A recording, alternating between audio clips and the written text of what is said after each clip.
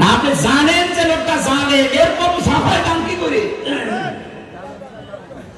আপনি অনেক কিছুর খবর জানতেন, এত বড় আলেম, এত বড় পীর, এত বড় ইমাম, তবুত ছেড়ে না দিয়ে ইমান এনেছে। এজন্য ইমানের কোনো দাম নেই। বাতাস পাল্টিয়েছে, পালিয়েছে। পৃথিবীর ইতিহাস আপনি পাল্টিয়ে দিলেন। পৃথিবীর ইতিহাসে আমি এমন কোন ইতিহাস পড়িনি যে একবারে 350 এমপি পালিয়ে চলে যায়। এমনকি জাতীয় মসজিদের ইমাম পর্যন্ত চলে গেছে। উনি এসেছিল আবার 1.5-2 মাস পরে জোর করে ইমামতি করবে, জনগণ জোতা দিয়ে পিটিয়েছে। পরের দিন আবার স্ট্যাটাস দিয়েছে যে জোতা মেরেছে কিন্তু আমার গায়ে লাগেনি, মানুষের দিকে পড়ে গেছে। জোতা গায়ে লাগা লাগবে? জুতা তুললেই তো মারা হয়ে যায়। এই কথা বলে না কেন? এখানে ঈমান আনার আগে যে কাজটা, এটা যদি আপনি না করেন, দেখতে মনে হবে যে জান্নাত থেকে পালিয়ে এসেছেন, কিন্তু আপনার ঈমান টিকিয়ে রাখতে পারবেন না। আমি আশা করছি কথা বুঝেছে। কি কথা বলে না কেন? জালেমদের বাড়ি ঘরগুলো আমাদের জন্য আল্লাহ নিদর্শন বানিয়েছেন। সূরা নমল 20 নাম্বার 19 নাম্বার পারা 20 নাম্বার পৃষ্ঠা 7 নাম্বার লাইনের 52 নাম্বার আয়াত। এটা বাড়ি যে আমার প্রত্যেকের মনে হয় পড়া দরকার, একবার করি। আল্লাহ রাব্বুল আলামিন বলেন, ফাতিলকা বুয়ুতুহুম খাবিয়াতাম বিমা যালামু। এখানে যারা আরবি গ্রামার বোঝে, আলেম যারা, তাদেরকে বলছি, দেখেন তো আল্লাহ যেন এইভাবে আঙ্গুল দিয়ে দেখিয়েছেন, ফাতিলকা বুয়ুতুহুম, বাইতুন না, বুয়ুত বহু বছর, হোম জমির। আল্লাহ যেন আগস্টের 5 তারিখে বিকাল বেলায় আয়াতটা আবার নাযিল করেছে আরেকবার, এইভাবে দেখাচ্ছেন এই সেই ঘরগুলো খাবিয়াতান, আমি জনশূন্য করে দিয়েছি, বিমা যালামু, জুলুমের কারণে। আয়াতটা কত বাস্তব আমি নিজে দেখেছি। কুষ্টিয়ায় হানিফের বাড়ি, বিকাল 5টা বাজতে বাজতে ওর বাড়ির ইট পর্যন্ত মানুষ খুলে দিয়ে চলে গেছে। ওটা এখন জনগণের পায়খানা। আল্লাহ বলেন, বিমা যালামু, এদের জুলুমের কারণে আমি আল্লাহ ওদের বাড়ি ঘর পর্যন্ত অভিশপ্ত করে দিয়েছি। আমি একটা চিন্তা করেছিলাম যে এত বড় একটা নেতা, কাওয়া কাকুর পরে তার স্থান ছিল। কি হানিফের নাম শোনেননি? তার বাড়ি এখন যান, পায়খানার প্যান পর্যন্ত খুলে দিয়ে চলে গেছে। এত দাপট ছিল এই দেশে, এত এত নিকৃষ্ট পরিণতি আল্লাহ কেন করলো? আর এখন জনগণের টয়লেট হলো কেন? আমি 16 সালে একবার হজে গিয়েছিলাম, ওইটার সাথে মিলালাম। হজ করার সময় চারিদিকে 7 চক্কর মারলাম, এরপরে উপরে যে দেখি পেটে ব্যথা। এক পুলিশকে ডাক দিলাম, ইয়া আখি তাআল, এদিকে আসেন। এখানে আশপাশে কোনো ফার্মেসি আছে? আমার পেটে দারুণ ব্যথা করছে, এতক্ষণ তো আমার ভালোই লাগছিল। পুলিশ আমারে বলছে, ইয়া হাজিউল হুজ্জা তাইনা বিলাদুকা, ও হাজি, দেশ কোথায়? যে তুমি বাংলাদেশ, বাংলাদেশ থেকে এসেছি। ওর ভাষা দিয়ে আমারে বলছে, হাজি আপনি জানেন না এটা কোন জায়গা? না তো। আবু জাহেলের বাড়ি। আপনি এখনো পায়খানা না করে দাঁড়িয়ে আছেন, তাড়াতাড়ি করে পায়খানা করে দেখি আমার পেটের ব্যথা ভালো হয়ে গেছে। না, আমি সুবহানাল্লাহ বলার জন্য না, এখানে একটা শিক্ষা আছে। আল্লাহ যেন আমাকে জানাতে চাচ্ছে, হামজা এত টাকা খরচ করে 5,500 কিলোমিটার দূর থেকে আসলে, আরে শয়তানের মাকে বাড়িতে পায়খানা না করে চলে যাবা, তাড়াতাড়ি করো। আমার মনে হচ্ছে আগস্টের 5 তারিখের পরে আপনি সারা দেশের দিকে তাকান। আমি তো 630টা থানার কম বেশি প্রায় জায়গায় আমার এখন যাওয়া হয়ে গেছে। যেখানেই যাই দেখি জালেমদের বাড়ি ঘর সব জনশূন্য, সবগুলো জনশূন্য হয়ে পড়ে আছে। আপনি ঢাকার বাড়িটার দিকে তাকান, কত আবেগ নিয়ে মানুষ সেখানে যে সোমা খেত বাড়িতে, অথচ বাড়িটা এখন জন টয়লেট, জাতীয় টয়লেট হয়ে গেছে। 8-9 জন 10 জন একবারে যাচ্ছে দেখছি, কেউ এদিকে কেউ এদিকে কেউ এদিকে, মনে হচ্ছে যে জামাত বদ্ধ টয়লেট চলছে। আমার মনে হয় অনেকের পেটে ব্যথা, এই ব্যথা দূর করার জন্য জায়গায় যাচ্ছে। এ পর্যন্ত ছিল জালেমদের, এর পরেরটা আমাদের, নাকি বলবো না? নিজেরটা আবার নিজের গায়ে লাগবে না তো? আল্লাহ পাকের পরেরটা আমাদের জন্য দিয়েছেন। কোন সূরা মনে আছে এটা? সূরা নম্বর কোন সূরা? 19 নাম্বার পারা, 20 নাম্বার পৃষ্ঠা, 7 নাম্বার লাইনের 52 নাম্বার আয়াত। যে কোনো তাফসীর বাংলায় যে পড়বেন আপনার ঈমান আরো দৃঢ় হবে যদি শিক্ষা নিতে পারেন। এর পরেরটা যেহেতু আমাদের জন্য, এবার শোনেন, ইন্না ফি যালিকা লায়াতাল লিকাউমিন ইয়ালামুন। এখানে যারা আলেম যারা দেখবেন দুইটা তাকিদ দেওয়া আছে, ইন্না আর লামে তাকিদ। আল্লাহ বলেন অবশ্যই অবশ্যই এর ভেতরে শিক্ষা আছে যারা জ্ঞানী সম্প্রদায় তাদের জন্য।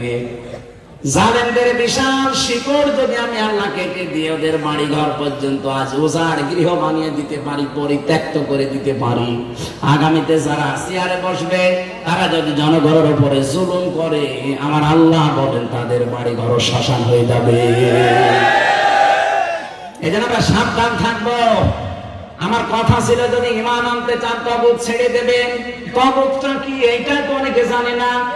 মা মানা তাগুত লোগাতানা সারহান, তাগুত কাকে বলে, এর পারিভাষিক আবিধানিক কি, এটা কত প্রকার, কিভাবে আপনি তাগুত চিনবেন। তাগুত প্রধানত 7 প্রকার। কত? এটা যদি কারো ভেতরে থাকে তাহলে তার ঈমান আনা এখনো হয়নি, ওগুলো আগে ছেড়ে দেওয়া লাগবে। 1 নম্বরে তাগুত মানে যারা, না আমি শেষ করে দেবো, এরা কারা? এরা বসে শুধু প্রসাদ পায়খানা আর বিড়ি খাওয়া ছাড়া বাইরে যেতে পারবে না। অনেকে বিড়ি খায়, আমি দেখেছি। কারণ আপনাদের তো চট্টগ্রাম বিভাগ, চট্টগ্রাম আর সিলেটের জন্য বিড়ির মাসলা আলাদা। যদি এগুলো তৈরি হয় আমাদের খুলনা বিভাগে, কিন্তু মাসলা এদের জন্য আলাদা। অনেকে ইমামও বিড়ি খায়, এখানে না গেলে সিলেটে আর চট্টগ্রাম শহরে পেয়েছে ইমাম সাহেব বিড়ি খেয়ে নামাজ পড়াচ্ছে। আমাদের বিভাগ খুলনা বিভাগ, খুলনা, বিশেষ করে খুলনা, রাজশাহী, রংপুর, বরিশাল, এই 4 বিভাগের মানুষ বিড়ি বানায়, কিন্তু ওরা খেয়ে অন্তত মসজিদে যায় না, অজু মজু করে যায়। এদের কারা? এদের নেশা লেগেছে, নেশা লেগেছে। হাজার তাড়াতাড়ি আসবেন, খেয়ে চলে আসবেন। না, একেবারে নেশা লাগলে তো ওরা ঠেকাতে পারবে না।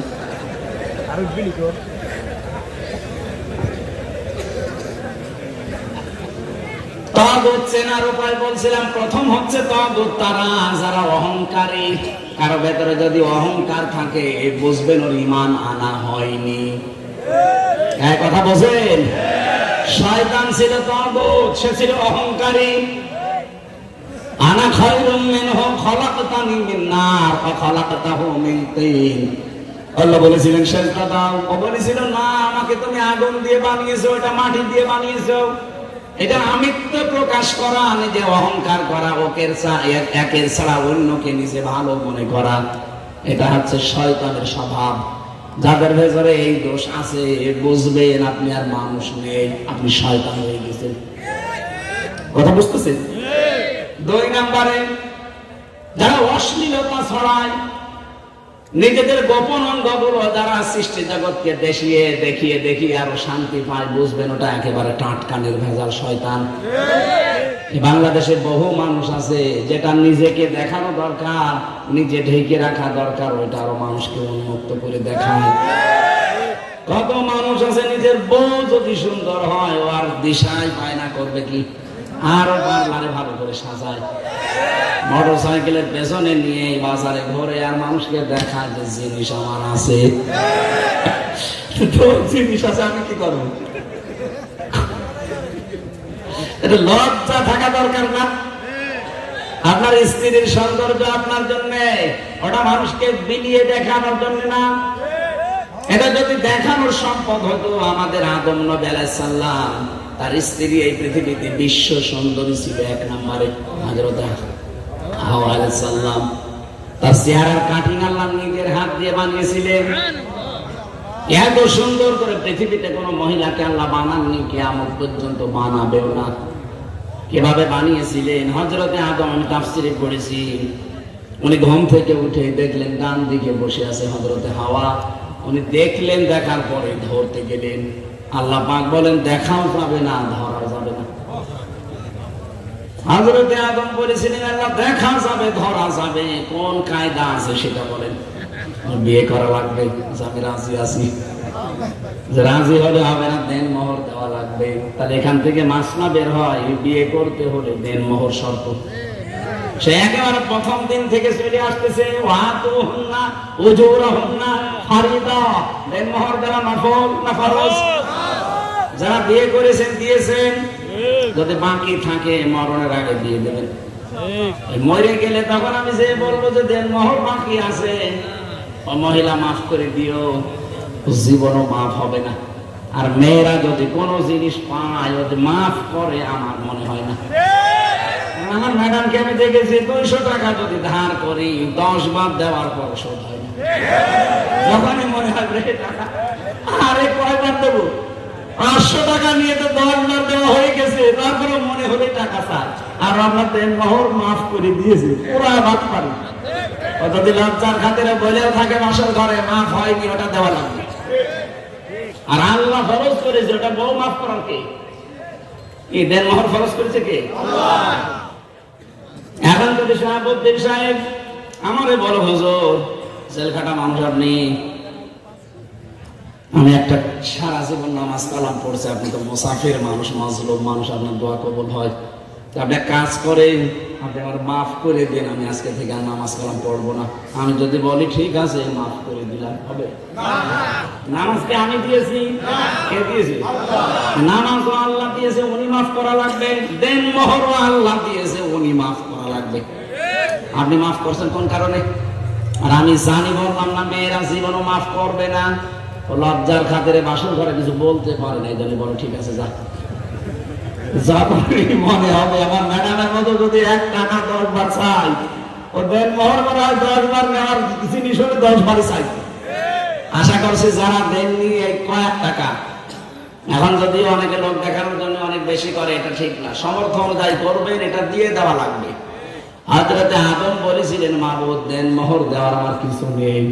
আল্লাহ বলেন আমি একটা আমার শেষ নবী মুহাম্মদুর রাসূলুল্লাহর নামে 10 বার দরুদ শরীফ পড়ো, ওইটাই দেন মোহর হয়ে যাবে।